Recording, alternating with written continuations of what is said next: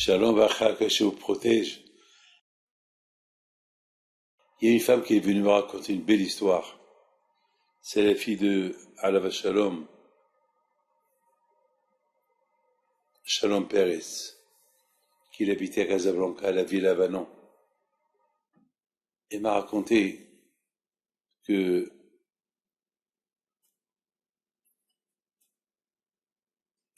n'a pas des enfants. Et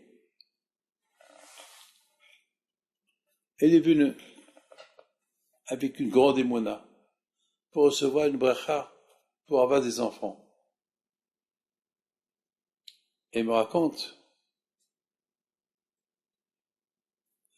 qu'elle a beaucoup prié par le mérite de Rabbi Haim Pinto pour qu'Hachem lui donne un enfant. Elle rêve. Dans le rêve, Rabbi Haim Pinto qui lui fait une bracha.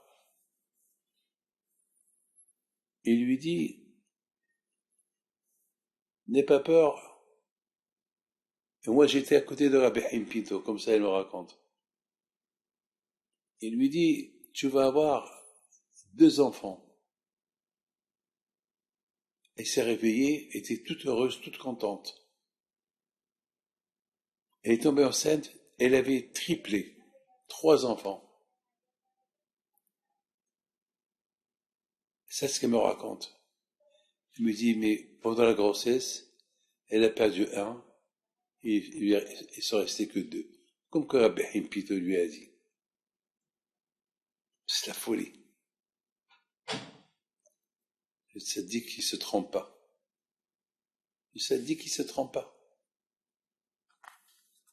C'est une belle histoire. Une belle histoire. Vous savez, mes amis, il y a quelqu'un qui m'a dit hier, Rabbi David, pourquoi je rêve pas avec les tzaddikim? Et pourtant,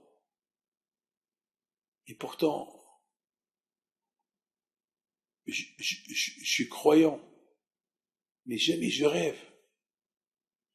Je lui dis, mon fils, t'as pas besoin de rêver avec eux, tu vis avec eux. C'est vrai, c'est bien de rêver des tzaddikim. Mais si tu ne rêves pas avec eux, il faut pas avoir de la peine. Parce lorsqu'on croit en eux, on vit avec eux.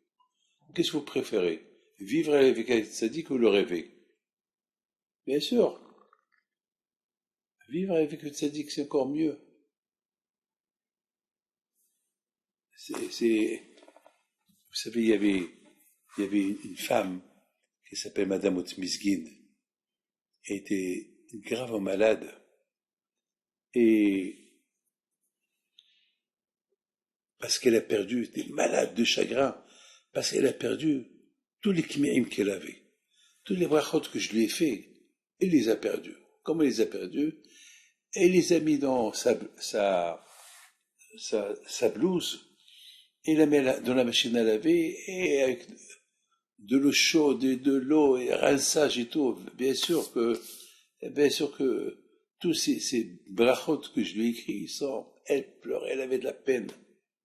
Elle me raconte, elle met des vieux, des tzadikim.